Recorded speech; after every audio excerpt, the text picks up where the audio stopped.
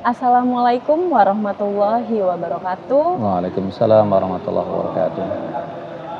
Apa kabar warga dulur-dulur setia hati Terate?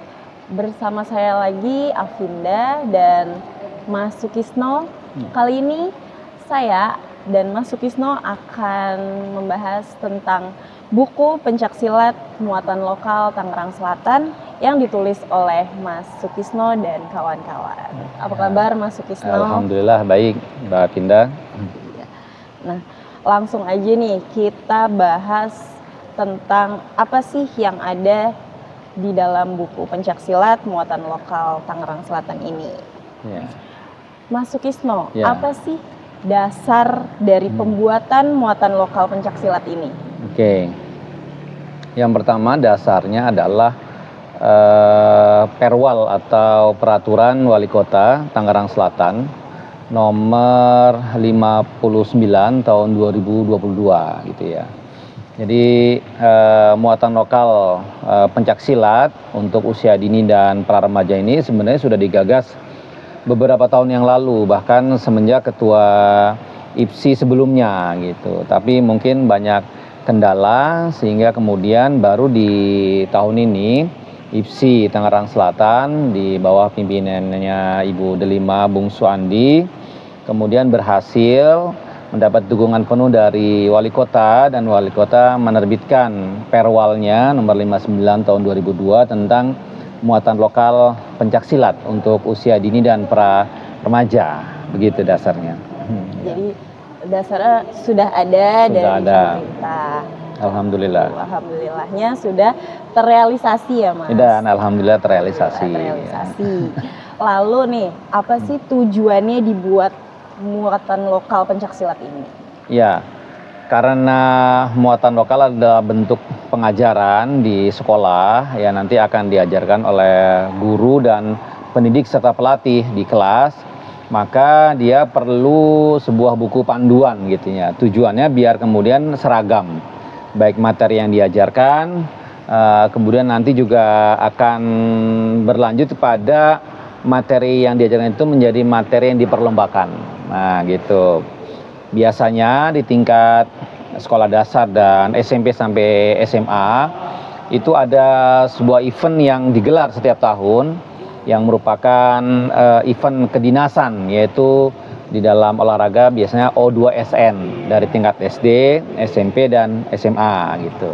Sehingga tujuannya nanti adalah ketika materi ini diajarkan di Mulog ya, itu bisa sama gitu, baik materi yang diajarkan setiap harinya maupun yang akan dipertandingkan nanti, begitu tujuannya. Sangat bagus sekali untuk mengembangkan prestasi siswa-siswa di usia dini, termasuk di pra remaja ini ya. Lalu apa aja sih isi dari materi pencaksilat muatan lokal ini? Ya. Isinya itu kebetulan saya membuatnya di tingkatan SMP, dan di SD itu nanti dibuat oleh Pak Hilman dan kawan-kawan gitu, dan alhamdulillah juga sudah jadi. Nah, saya ada di tingkatan SMP gitu ya. Nah, materinya sebenarnya adalah terdiri dari 3 bagian. Yang pertama adalah bagian olahraga atau materi dasar fisik.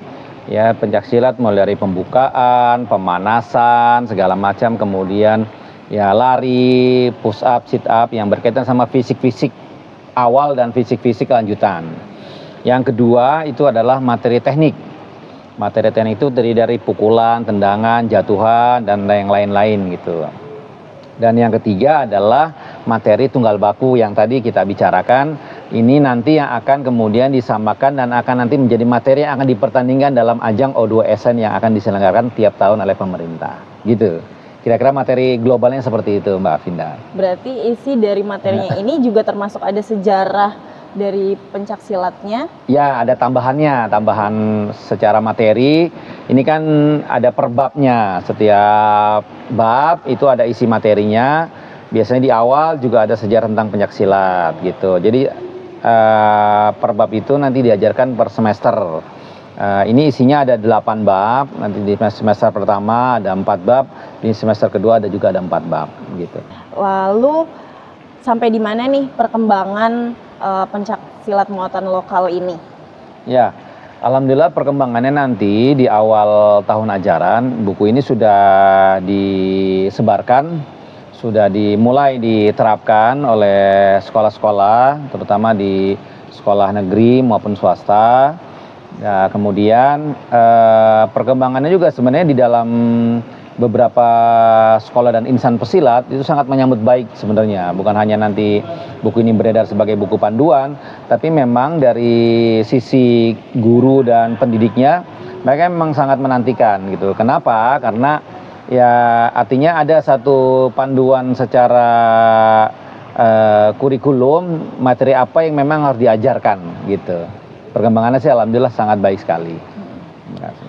Lalu bagaimana menyesuaikan materi pencak silat ini agar gerakannya itu mudah dipahami, Mas? Karena kan ini buku gitu, dan gerakannya itu mungkin bagi anak-anak yang awam itu akan susah. Bagaimana, apakah ada video atau apa? Oh iya, alhamdulillah kita bekerja sama dengan salah satu penerbit ya, kalau boleh disebutkan ya. Silakan. Dan memang juga penerbitnya juga sudah sangat familiar dan besar ya, penerbitnya Erlangga kebetulan.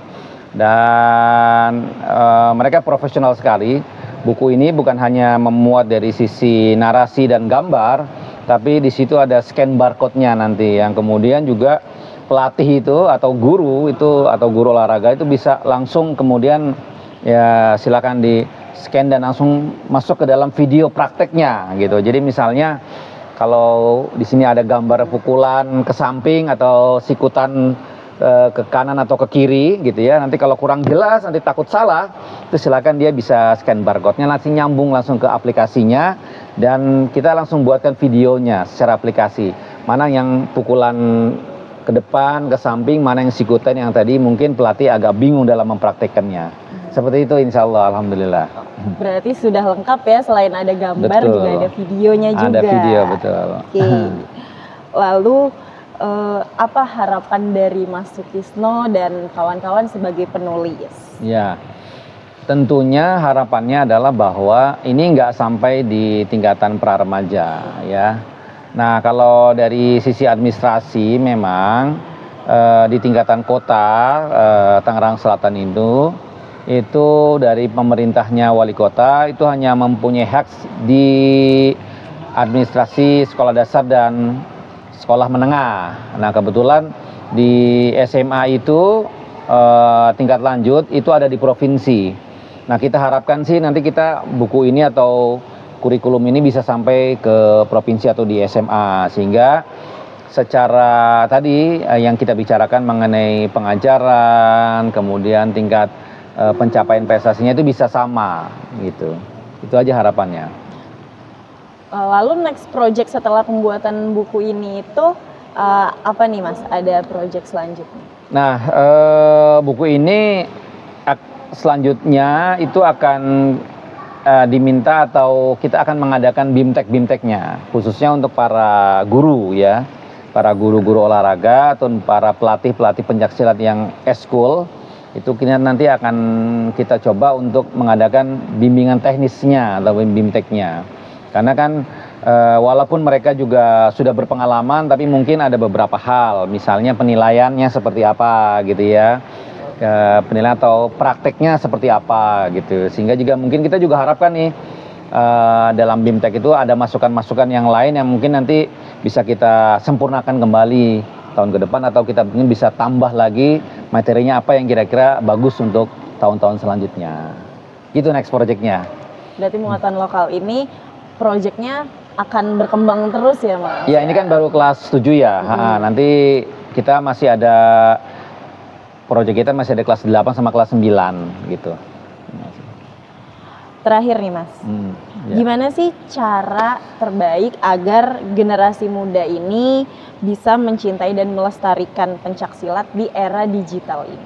Ya, ini paling sulit ya sebenarnya, karena generasi Gen Z itu apa ya, generasi yang memang terikat sama digital gitu. Dan efeknya itu apa namanya mager gitu, apa istilahnya ya, malas gerak Malas gitu kan gerak. gitu.